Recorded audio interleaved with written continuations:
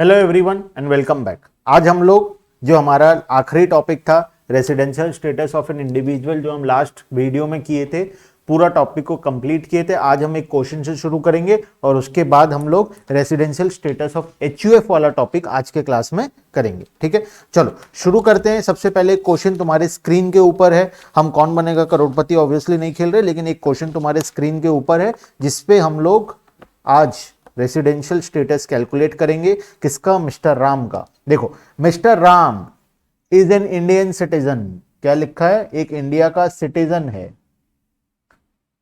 Leaves India for the first time, मतलब पहली बार India से बाहर गया फॉरेन घूमने। तो फॉरेन घूमने जो पहली बार इंडिया से गया है, तो वो कब गया है? 31 मार्च को गया, 2016 को, first time. And come backs on 15 May 2019। Return कब आता है? बहुत लंबी छुट्टी लेके आया है। कब आता है return? 15 May 2019। He against leaves India on 10 June. फिर से घूमने का मन किया, फिर चला गया। कब? 10 जून को 2020 से लेकर कब आया रिटर्न? 14 जनवरी 2021 को रिटर्न आया। He is living in India since then. उसके बाद से अभी तक वो कहां है? इंडिया के अंदर है। Determine he status for the previous year 2021।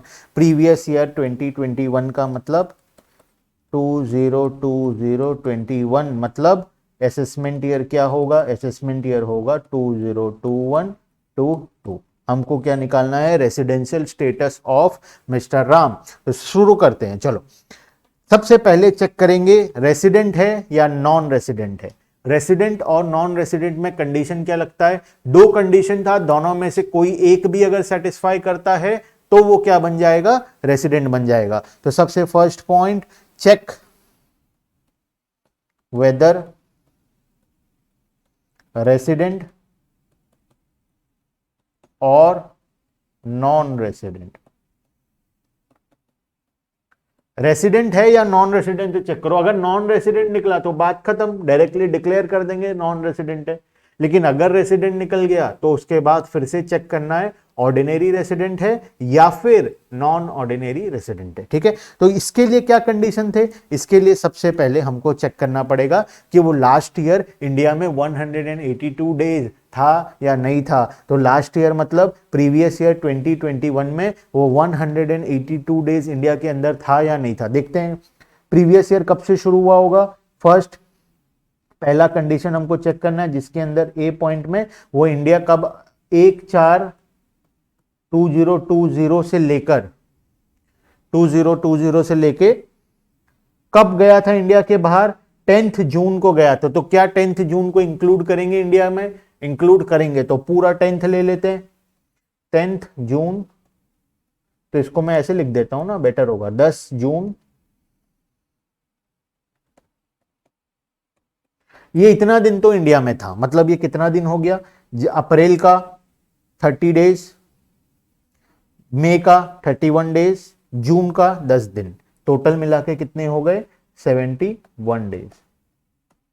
उसके बाद फिर इंडिया कब आ गया? 14 जनवरी को इंडिया आ गया। तो फिर से इंडिया में कब से कब तक था ये? 14 जैन से लेके, मैं इसको वैसे ही लिख देता हूं, 14/01/2020। क्या 14 जनवरी इंक्लूड होगा? होगा, जिस दिन अराइवल और डिपार्चर दोनों इंडिया के अंदर में इंक्लूड होगा। कब से कब तक? 31/03/2021 लास्ट तक था इंडिया में। तो ये कितना दिन हो गया? ये हो गया हमारा जनवरी का 31 का महीना होता है, 13 दिन माइनस कर दो तो कितने बच गए? इसमें 18 दिन बच गए। उसके बाद फरवरी का 2021 का था तो लीप ईयर नहीं था, तो फरवरी में कितने हो गए? 28 दिन हो गए। मार्च में 31 दिन हो गए। टोटल मिला के कितने हो गए? 77 डेज हो गए। तो टोटल इंडिया में कितना दिन के लिए था? 148 डेज तक इंडिया में था लास्ट ईयर में। मतलब ये कंडीशन को सेटिस्फाई नहीं कर पाया। अब क्या चेक करेंगे? चेक करेंगे सेकंड कंडीशन। फर्स्ट कंडीशन तो सेटिस्फाई नहीं हुआ, 182 डेज होना चाहिए था, नहीं हो पाया, 148 डेज है। अब सेकंड कंडीशन क्या चेक करना है? सेकंड कंडीशन के अंदर चेक करना है पहला point, A, stay in India in previous year. कितना मिनिमम कितना होना चाहिए, मिनिमम होना चाहिए 60 डेज, उसका था कितना 148 डेज। एंड साथ में क्या चेक करना है, सेकंड कंडीशन। सेकंड कंडीशन क्या था, पिछले 4 सालों में वो कितना दिन था, stay in India in preceding previous year preceding the relevant previous year. तो इसको मैं आधे में शॉर्ट में लिख देता हूं, preceding stay in India in previous year preceding the relevant previous year, मतलब लास्ट प्रीवियस ईयर को छोड़ के उसके पहले वो 4 सालों में इंडिया में कितना था, कितना दिन था। Stay in India in previous year in 4 previous year, ना यहाँ पे 4 लगा देना, 4 सालों का देखना है हमको, तो 4 previous year preceding the relevant previous year. ठीक है, अब पिछले 4 सालों बोलने से कौन कौन सा साल आ गया, प्रीवियस ईयर हम अभी कौन सा कैलकुलेट कर रहे हैं, अभी हम 2021 कैलकुलेट कर रहे हैं, मतलब हमको चेक कहाँ कहाँ पे करना है, 2019-20 का चेक करना है, 2018-19 का चेक करना है, 2017-18 का चेक करना है और 2016-17 का चेक करना है। ये 4 सालों का हमको चेक करना है। तो आओ चेक करते हैं, 20167 में कितने दिन के लिए था, 2017-18 में कितने दिनों के लिए था, 20118-19 में, और 2019-20 में कितने दिनों के लिए था। यहाँ पे कितने दिनों के लिए था बताओ, कब गया था, कब आया था, देखो फर्स्ट टाइम कब गया था, 31 मार्च 2016 को गया था, 31 मार्च 2016 को गया था और आया था 15 मई 2019 को। तो 31 मार्च 2016 का मतलब होता है हमको क्या निकालना है, 16-17 निकालना है, मतलब प्रीवियस ईयर में वो कितने दिनों के लिए इंडिया में था, प्रीवियस ईयरों में वो 31 मार्च 2016 से 15 मई 2019। ठीक, और उसके बाद हमको निकालना है, ये तो हो गया हमारा 2019 तक का, 2016। ठीक है, चलो अब हमको यहाँ पे उसके आगे कैलकुलेट करना है। ठीक है, देखना, तो 2019-20 में वो कितने दिनों के लिए था, वो 322 डेज के लिए था, पूरा 322 डेज के लिए था 1920 में। ठीक है, उसके बाद क्या 18-19 में इंडिया में था ही नहीं एक भी दिन, 17-18 में था, एक भी दिन नहीं था। यहाँ पे कितने दिनों के लिए वो था, 61 डेज के लिए था इंडिया में 2016-17 में। ठीक है, कब गया था कब आया था, अगर कैलकुलेट करोगे तो पूरा एग्जैक्टली हमारा निकलेगा उतना दिन। ठीक है, देखना, मैं तब से वही कंफ्यूज हो रहा हूं कि ये ऐसे कैलकुलेशन कैसे हुआ। देखो, ये मार्च नहीं, ये क्या है, मई है, सॉरी मैंने गलत लिख दिया, ये क्या है, मई 2016 है, मैं क्वेश्चन में भी गलत लिखा, ये मई क्वेश्चन में सही है, मैं आंसर लिखने टाइम गलत रीड करके गलत लिख दिया।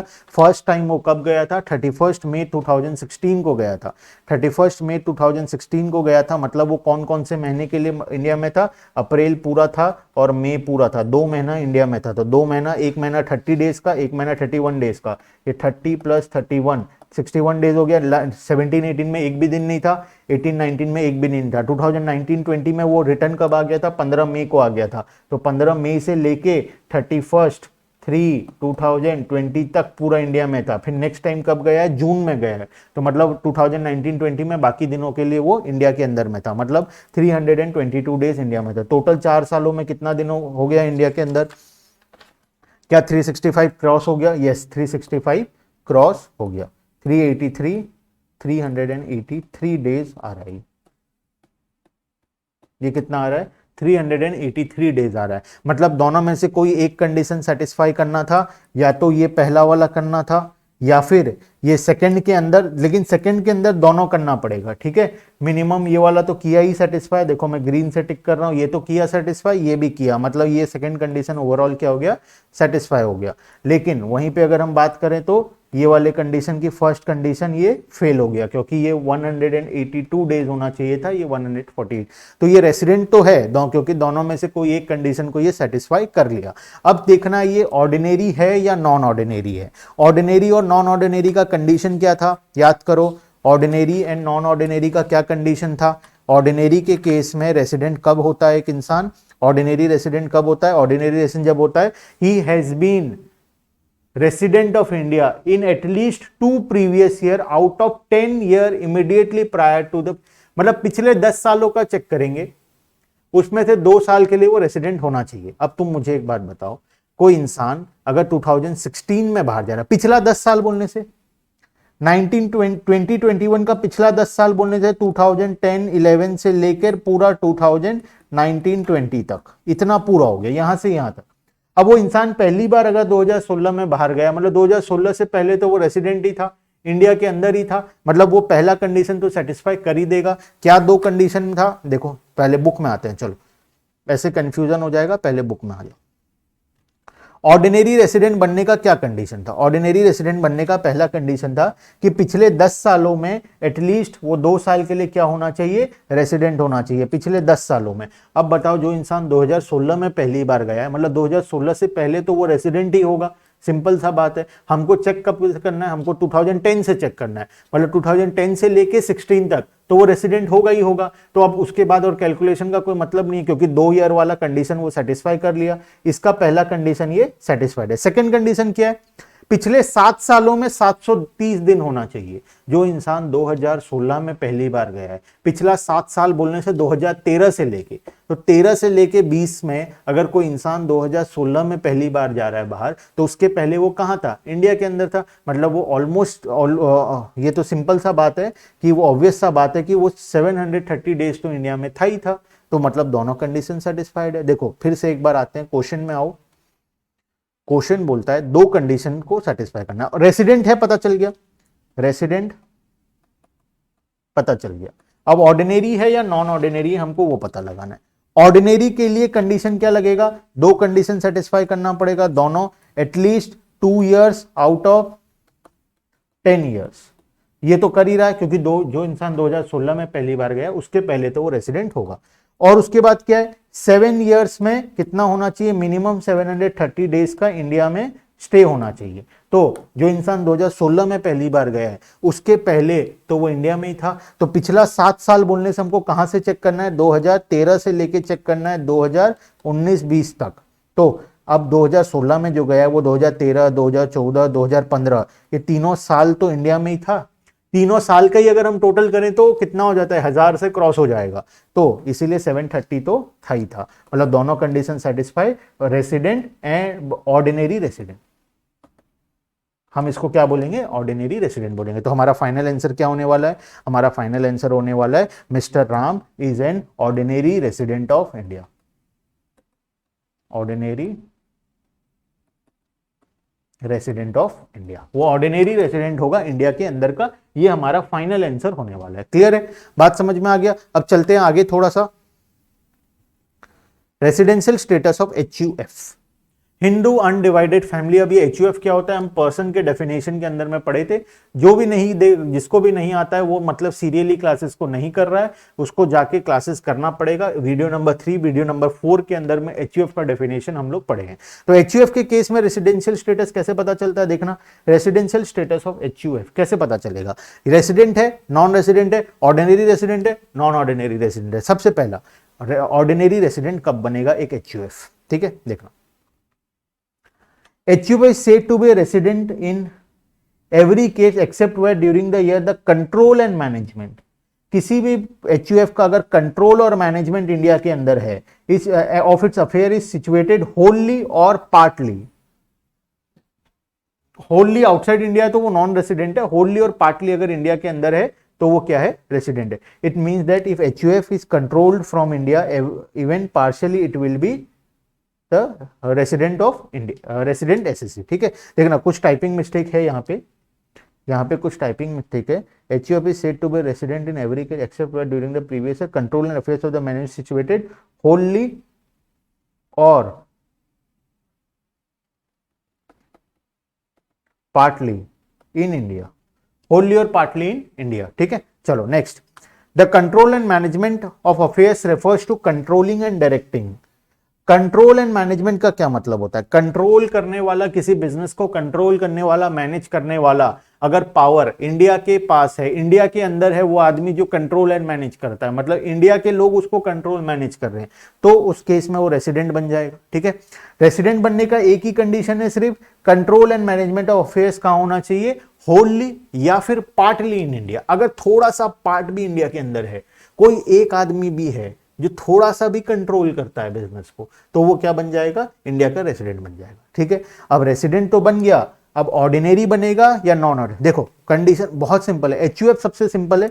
रेसिडेंट कब बनेगा? जब मैनेजमेंट एंड कंट्रोल कहां पे हो? होलली और partly, wholly partly in India. Management and control wholly और पार्टली इन इंडिया, तब वो रेसिडेंट बन जाएगा। Management and control not in India, तो क्या बन जाएगा? नॉन रेसिडेंट बन जाएगा। अब रेसिडेंट तो है, मैनेजमेंट और पावर इंडिया के अंदर तो है, होलली या फिर पार्टली, मतलब थोड़ा सा या पूरा इंडिया के अंदर रेसिडेंट। तो ऑर्डिनरी या नॉन ऑर्डिनरी कैसे बनेगा? नॉन ऑर्डिनरी या नॉन ऑर्डिनरी बनने के लिए सबसे पहले हमको क्या देखना पड़ेगा? एचयूएफ के कर्ता को देखना पड़ेगा। कर्ता कौन होता है? जो एचयूएफ को चलाता है। एचयूएफ का एक आदमी जो सीनियर मोस्ट मेंबर होता है, मेल मेंबर, वो कर्ता होता है। बाकी सारे उसके क्या होते हैं? कोपा सीनियर्स होते हैं, मतलब मेंबर्स ऑफ द एचयूएफ होते हैं। ठीक है, अब कर्ता का हमको देखना पड़ेगा। अगर कर्ता ये दो कंडीशन को सेटिस्फाई कर दे तो फिर एचयूएफ क्या बन जाएगा? ऑर्डिनरी रेसिडेंट बन जाएगा। ठीक है, कर्ता अगर दोनों कंडीशन को सेटिस्फाई कर दे। कर्ता के लिए क्या दो कंडीशन है? कर्ता के लिए वही दो कंडीशन है जो ऊपर था, मतलब अगर कर्ता ऑर्डिनरी रेसिडेंट है तो फिर एचयूएफ भी क्या होगा? ऑर्डिनरी रेसिडेंट होगा। पहले एचयूएफ को देखना है रेसिडेंट है नॉन रेसिडेंट है। पता कैसे चलेगा? मैनेजमेंट एंड कंट्रोल होलली और पार्टली इन इंडिया है तो वो क्या है? रेसिडेंट है। मैनेजमेंट एंड कंट्रोल नॉट होलली और पार्टली इन इंडिया तो वो क्या है? नॉन रेसिडेंट है। ठीक है, अब रेसिडेंट है पता चल गया, अब देखना है कर्ता को। अब कर्ता अगर ऑर्डिनरी रेसिडेंट है तो एचयूएफ भी क्या होगा? ऑर्डिनरी रेसिडेंट होगा। अगर कर्ता ऑर्डिनरी रेसिडेंट नहीं है, नॉन ऑर्डिनरी रेसिडेंट है या फिर नॉन रेसिडेंट है, तो फिर एचयूएफ क्या होगा? नॉन ऑर्डिनरी रेसिडेंट बन जाएगा। बात खत्म।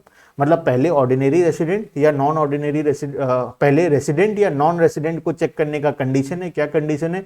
मैनेजमेंट एंड कंट्रोल होलली और पार्टली इन इंडिया। ऑर्डिनरी है पता चल गया, अब किसको पकड़ेंगे? अब कर्ता को पकड़ेंगे। अब कर्ता को चेक करेंगे, कर्ता क्या है? अगर कर्ता रेसिडेंट है, ऑर्डिनरी रेसिडेंट है, तो एचयूएफ भी क्या होगा? ऑर्डिनरी रेसिडेंट होगा। लेकिन अगर कर्ता नॉन ऑर्डिनरी रेसिडेंट या फिर नॉन रेसिडेंट है तो उस केस में एचयूएफ क्या होगा? एचयूएफ वो दोनों ही केस में क्या बन जाएगा? Non ordinary resident of India बन जाएगा। ठीक है, क्लियर है? चलो अब देखो, डायरेक्टली तुम समरी में आ सकते हो। देखो, ऑर्डिनरी रेसिडेंट कब बनेगा? Control and management of affairs of the partly और होलली इन इंडिया होना चाहिए, प्लस साथ में fulfilment of both the additional condition bye कर्ता। अब ये दोनों कंडीशन क्या है? ये कर्ता अगर ऑर्डिनरी है, ऑर्डिनरी रेसिडेंट है, ओआर है, तो then HUF will be ordinary resident. अगर कर्ता ऑर्डिनरी रेसिडेंट है तो एचयूएफ भी क्या होगा? ऑर्डिनरी रेसिडेंट होगा। लेकिन अगर कर्ता नॉन ऑर्डिनरी रेसिडेंट, देखो कब बनेगा?